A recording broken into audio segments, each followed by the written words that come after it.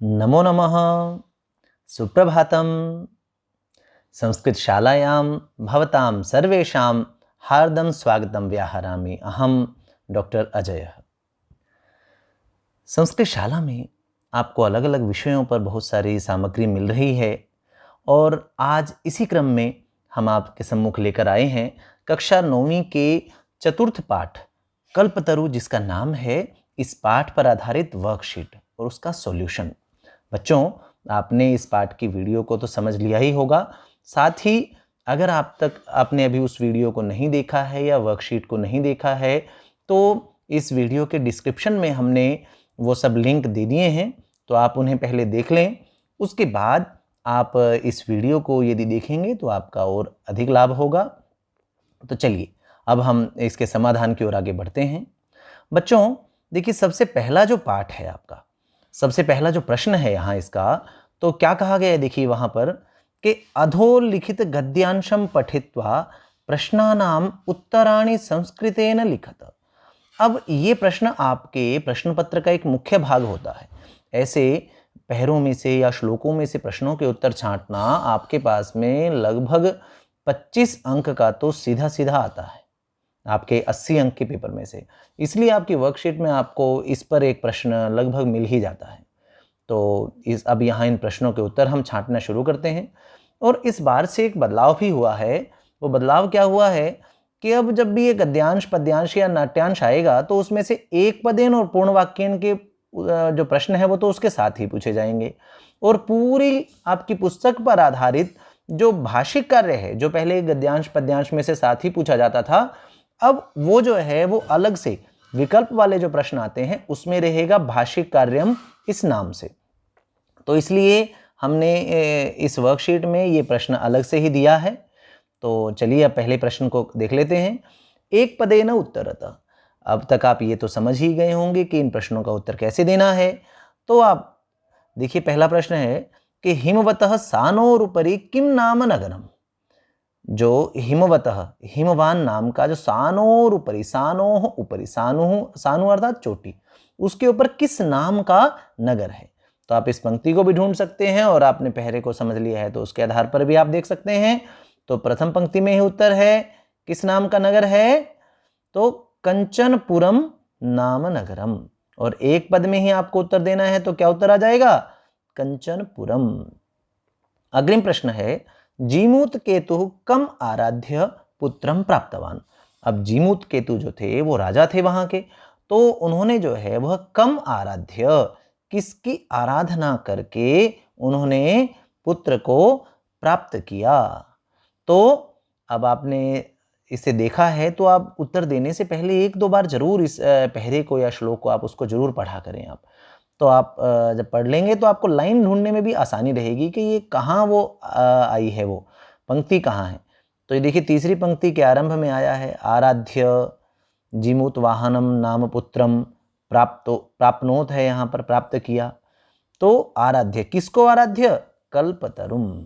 तो क्या उत्तर हो जाएगा, कल्पतरुम। ये उत्तर हो जाएगा हमारा यहाँ पर इसके दूसरे प्रश्न का। अब जो ख भाग के प्रश्न है, पूर्ण वाक्य न उत्तरतः। अब आपको पूर्ण वाक्य में इनका उत्तर देना है। तो प्रश्न क्या है, पहला प्रश्न है, जीमूत वाहनः कीदृशः आसीत्। जो जीमूत वाहन था वो कीदृशः। अब प्रश्नवाची शब्द क्या है, कीदृशः अर्थात कैसा, जीमूत वाहन कैसा था। अब आपको यहाँ पर ये देखना पड़ेगा कि जीमूत वाहन की विशेषताएं यहाँ पर जहाँ जिस पंक्ति में बताई गई होंगी आपको वहाँ पर पहुँचना है।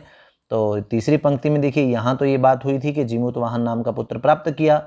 इससे आगे ही उसकी विशेषताएं भी बताई गई हैं कि स महान दानवीरः सर्वभूतानुकंपी च अभवत्। यही पंक्ति हमारा उत्तर है।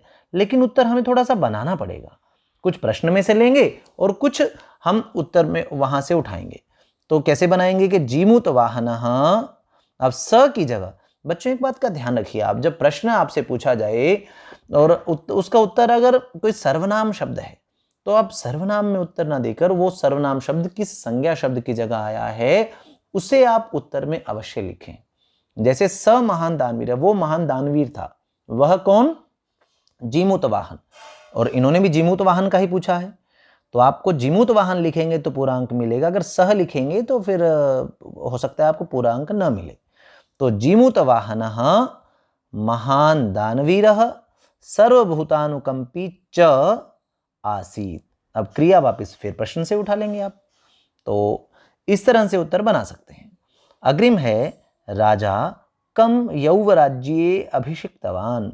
राजा कम अर्थात किसको, किसको उन्होंने क्या किया, यौवराज्ये अभिषिक्तवान। ये पंक्ति देखिए कहाँ आई है, चतुर्थ पंक्ति में आई है। ये देखिए यौवराज्ये अभिषिक्तवान, युवराज पद पर अभिषेक किया था। तो कम के उत्तर के रूप में यहां पर आ रहा है तम मतलब उसको। अब उसको किसको, जीमूत वाहन को। अब यहां भी तम जो है वो सर्वनाम पद है, तो आप अगर जो बच्चा इसे बिना समझे करेगा तो वो यहां से यही पंक्ति उठाएगा और यूं का यूं इसको लिख देगा। लेकिन ये ध्यान रखिए बच्चों, उससे जो चेक करने वाला है आपके इस उत्तर से प्रभावित नहीं होगा, बल्कि आपका नंबर कुछ ना कुछ यहाँ पर कट सकता है। तो आपको क्या लिखना पड़ेगा, राजा कम की जगह बस सिर्फ एक शब्द आ जाएगा, वह राजा जीमूत वाहनम यौवराज्ये अभिषिक्तवान। ये हमने जो इस पंक्ति में देखा था। तो कम की जगह जीमूत वाहनम आ गया, तो हमारा उत्तर पूरा हो गया। तो इस तरह आप इन प्रश्नों के उत्तर दे सकते हैं जो एक पदेन और पूर्ण वाक्यन के पूछे जाते हैं।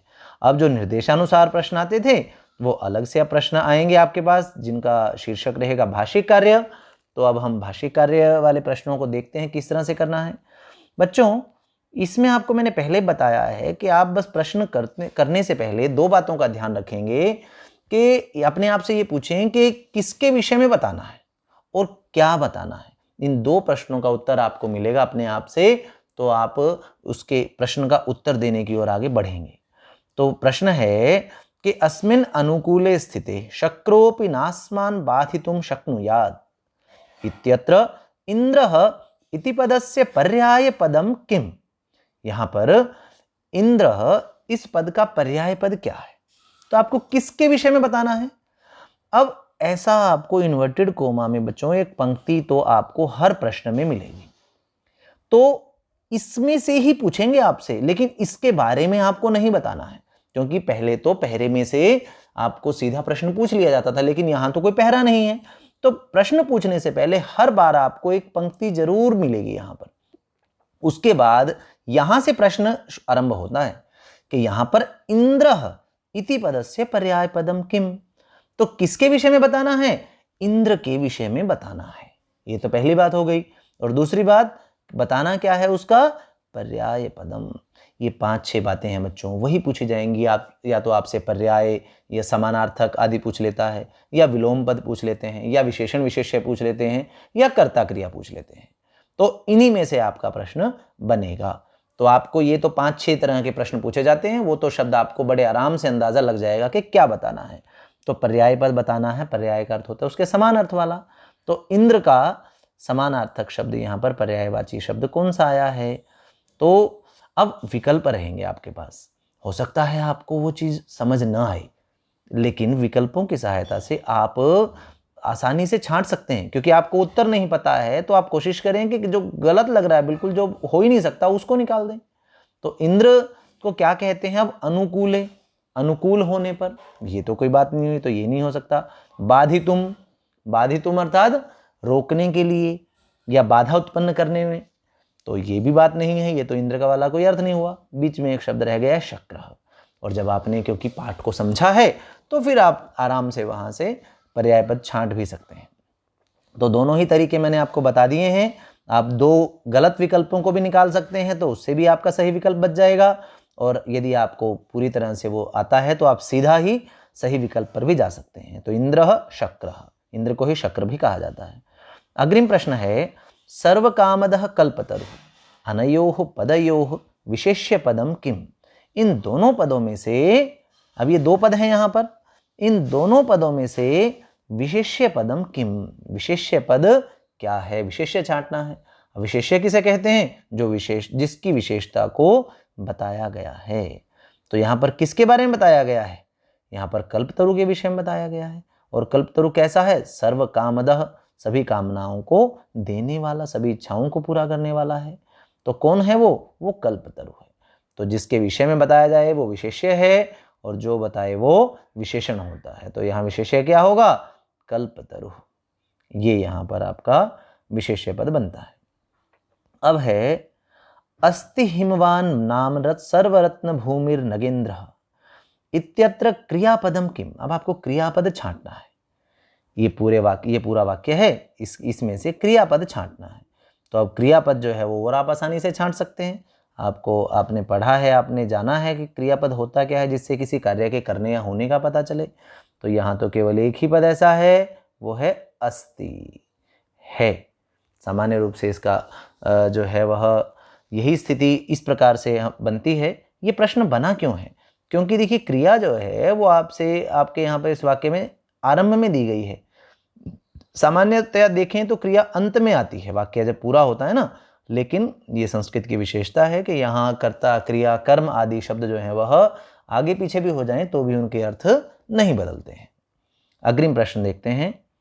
स महान दानवीरः सर्वभूतानुकंपी च अभवत् इत्यत्र कृपणः इत्यस्य विपर्यय पदम किम। अब यहाँ पर किसके विषय में बताना है? कृपणः के। कृपणः का अर्थ क्या है? अब आपको अर्थ पता होगा तो आप छांट पाएंगे, क्योंकि जब भी आपको पर्याय पद छांटना है या विपर्यय पद छांटना है तो जब तक आपको शब्द का अर्थ ही नहीं पता है तो फिर आपके लिए छांटना मुश्किल होगा।